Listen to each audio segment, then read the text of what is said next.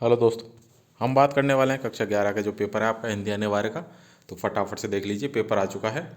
आप समय और पूर्णांक पर नहीं जाएं, क्योंकि हर ज़िले में अलग अलग हो सकते हैं ये। किसी ज़िले में 3.25 घंटे का टाइम है, 3 घंटे 15 मिनट का। किसी ज़िले में 2 घंटा 45 मिनट का टाइम है, और कुछ ज़िलों में 3 घंटे का टाइम है। तो इस चीज़ पर न जाएं, आपको क्वेश्चनों के मतलब होना चाहिए, क्योंकि आपका सिलेबस सेम है तो आपके क्वेश्चन आसानी से मैच कर सकते हैं। जो क्वेश्चन हम करवा रहे हैं वो किस ज़िले में आ जाएं ये कहना संभव नहीं है, लेकिन आएंगे ज़रूर। तो आप तैयारी में जुट जाएं और सारे क्वेश्चनों को देख के जाएं एग्ज़ाम से पहले। और जिन्होंने चैनल को सब्सक्राइब नहीं किया, चैनल को सब्सक्राइब कर लें, नोटिफिकेशन बेल को ऑन कर लें। अगर आपको किसी भी सब्जेक्ट में डाउट हो तो हमारा व्हाट्सअप नंबर है 7877896648। मैसेज कर सकते हैं, कॉल कोई भी नहीं करेगा, सिर्फ मैसेज करना है। इसके अलावा अगर आपको पीडीएफ वगैरह और कुछ भी चाहिए तो डिस्क्रिप्शन में व्हाट्सएप ग्रुप का लिंक दे रखा है, जाइए ज्वाइन कर लीजिए। तो आइए बिना देरी के स्टार्ट करते हैं पहले क्वेश्चन के साथ। पहला प्रश्न है आपका खंड ऐसे, जिसमें आपको अपठित गद्यांश दे रखा है, जिसको पढ़कर प्रश्नों के उत्तर देने हैं आपको। तो ये ईर्ष्या के ऊपर आपका पूरा गद्यांश है। तो पहला प्रश्न है, ईर्ष्यालु व्यक्ति किस आदत के कारण दुख पाता है। आपके ऑप्शन है अपने अभावों को देखकर, दूसरों की निंदा करके, तीसरा है दूसरों की वस्तुओं को देखकर, और चौथा है अपनी वस्तुओं को देखकर। तो जो इसका आंसर रहने वाला है वह है दूसरों की वस्तुओं को देखकर।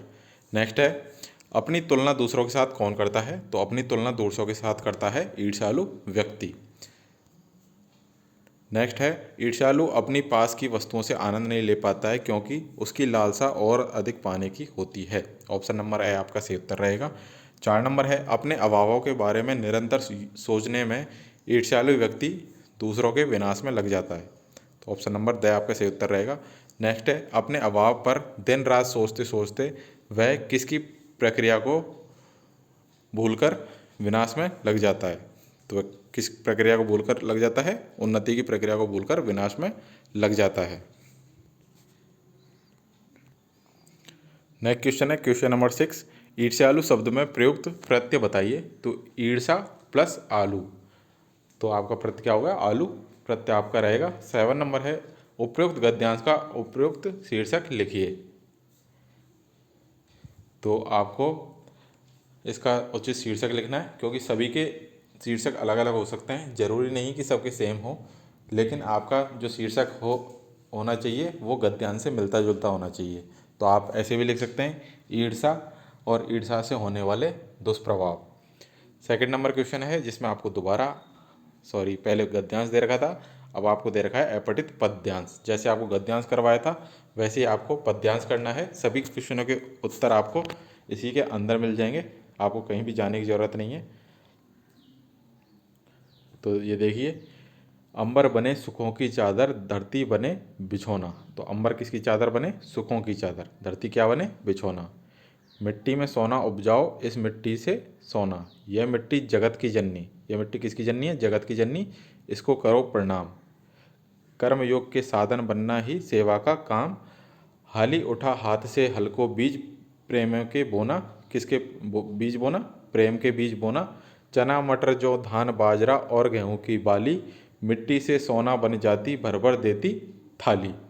दूध दही पी पी मुस्काए, मेरे श्याम सलोना। श्याम सलोना क्या पी कर मुस्कुराए, दूध दही। हीरा मोती लाल बहादुर कह कह तुम्हें पुकारे, खुशहाली हर घर में लाए, बिगड़ी दशा सुधारे। तो ये आपका पूरा पद्यांश है। अब इसके क्वेश्चन देख लेते हैं। तो इसके क्वेश्चन है, अंबर किसकी चादर बने।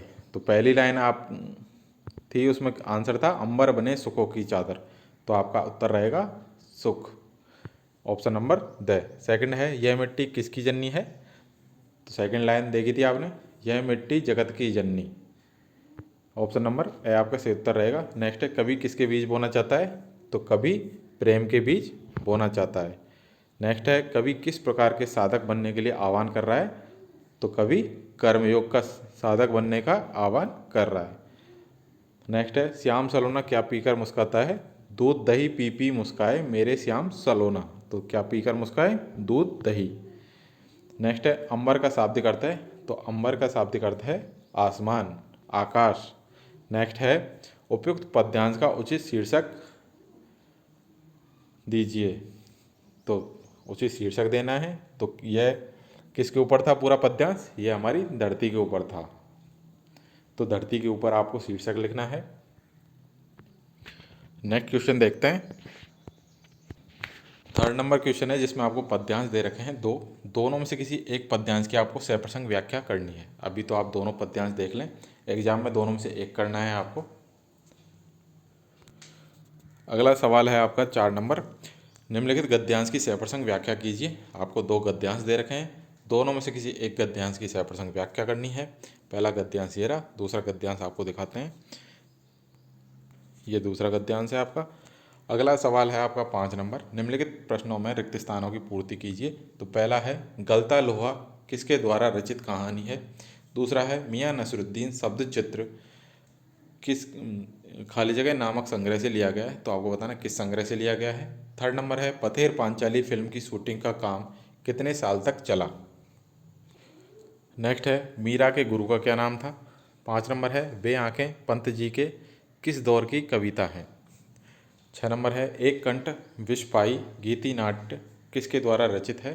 प्रश्न संख्या 6 है जिसमें प्रश्नों के उत्तर आपको एक पंक्ति में देने हैं। पहला है अप्पू के साथ 2.5 साल नामक संस्करण में किस फिल्म की घटनाओं का वर्णन किया गया है। सेकंड नंबर है बंग विभाजन की योजना किसने बनाई थी। थर्ड है स्पीति के बौद्ध विहारों को किसने लूटा था। 4 नंबर है सुमित्रा नंदन पंत ने वे आंखों में संदेशवाहक किसे बनाया है। नेक्स्ट प्रश्न है 5 नंबर, पथिक कविता किस काव्य से संकलित है। 6 नंबर है मीरा की भक्ति किस प्रकार की मानी जाती है। 7 नंबर है धनराम को मोहन के किस व्यवहार पर आश्चर्य होता है और क्यों। 8 नंबर है नमक का दरोगा कहानी का मूल प्रतिपाद अपने शब्दों में लिखिए। 9 नंबर है कृष्णा सोबती अथवा सुमित्रा नंदन पंत में से किसी एक का साहित्यिक परिचय दीजिए। 10 नंबर है मियाँ नसरुद्दीन के चरित्र की विशेषताएं स्पष्ट करें अथवा संदेश ग्रहण करने और भेजने में असमर्थ होने पर एक अनपढ़ लड़की को किस वेदना और विपत्ति को भोगना पड़ता है अपनी कल्पना से लिखिए। खंड 6 में आपको प्रश्नों के उत्तर एक पंक्ति में देने हैं। 11वें नंबर प्रश्न का पहला प्रश्न है आपका लय कितने प्रकार की होती है, लिखिए। दूसरा है रेगिस्तान में वर्षा को मापने के लिए किस शब्द का उपयोग होता है। नेक्स्ट है लेखिका बेबी हालदार की अपनी माँ की याद क्यों आई। नेक्स्ट है लता मंगेशकर किसकी पुत्री थी। 12 नंबर प्रश्न है किराए के मकान में रहते हुए बेबी हालदार चिंतित क्यों थी। 13 नंबर प्रश्न है राजस्थान में कुएं किसे कहते हैं, इसकी गहराई और व्यास तथा सामान्य कुओं की गहराई और व्यास में क्या अंतर होता है। 14 नंबर है चित्र पर संगीत ने लोगों के कान बिगाड़ दिए, अक्सर यह आरोप लगाया जाता रहा है। इस संदर्भ में कुमार गंधर्व की राय और अपनी राय लिखें। अथवा राजस्थान में मिलने वाले पानी के तीनों रूपों में अंतर स्पष्ट कीजिए। नेक्स्ट है खंड 15 नंबर प्रश्न विद्यालय में आयोजित खेल कूद प्रतियोगिताओं में से एक प्रतिवेदन तैयार कीजिए। 16 नंबर है टीवी के बढ़ते प्रभाव एवं इससे फैलती अप संस्कृति पर एक फीचर तैयार कीजिए। 17 नंबर प्रश्न है आपका जिलाधीश जालौर की ओर से स्वास्थ्य सचिव राजस्थान सरकार जयपुर को निर्धारित प्रारूप में एक कार्यालय पत्र लिखिए जिसमें गायों में फैली लंपी बीमारी से राहत दिलवाने के लिए राजधानी के विशेष चिकित्सकों का एक दल भेजने के लिए निवेदन कीजिए।